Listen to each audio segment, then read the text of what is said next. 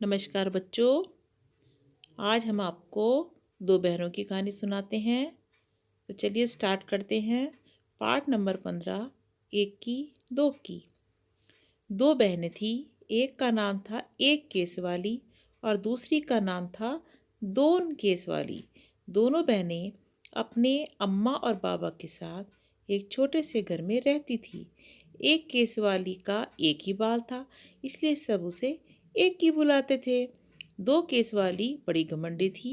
उसके दो बाल थे, इसलिए सब उसे दो की बुलाते थे।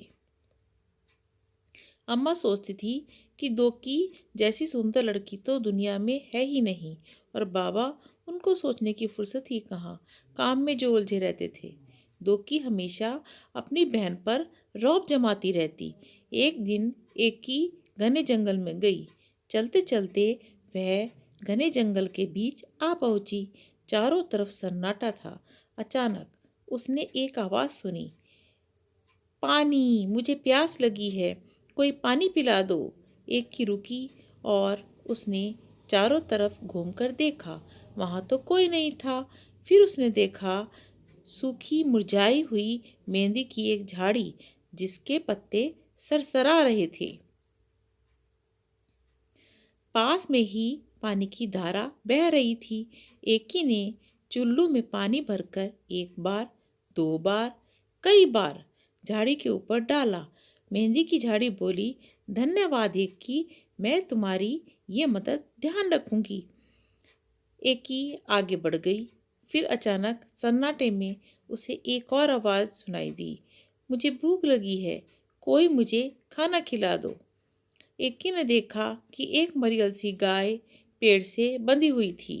एकी ने घास फूस इकट्ठी की और गाय को खिला दी।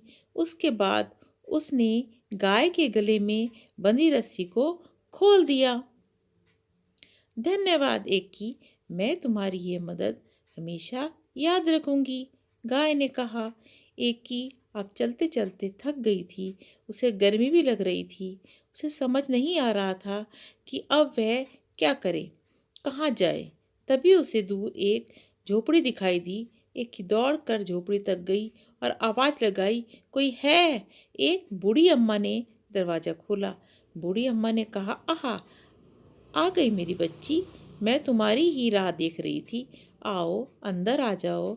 एकी हैरान हो गई और चुपचाप झोपड़ी में आ गई। झोपड़ी में आकर उसे बहुत अच्छा लगा।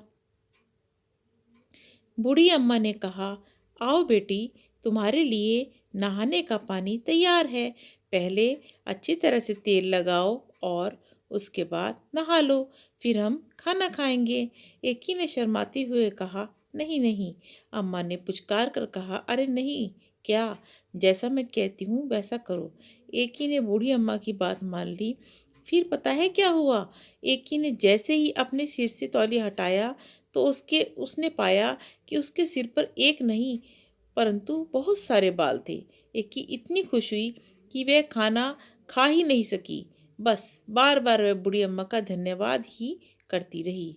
बूढ़ी अम्मा ने मुस्कुराते हुए कहा, अब तुम घर जाओ बेटी, और हमेशा खुश रहो। एकी के तो जैसे पंख ही निकल आए। वह सरपट घर की तरफ दौड़ चली। रास्ते में उसे गाय ने मीठा मीठा दूध दिया और झाड़ी ने हाथों पर रचाने के लिए मेहंदी दी। घर पहुंचकर एकी ने सारी कहानी सुनाई।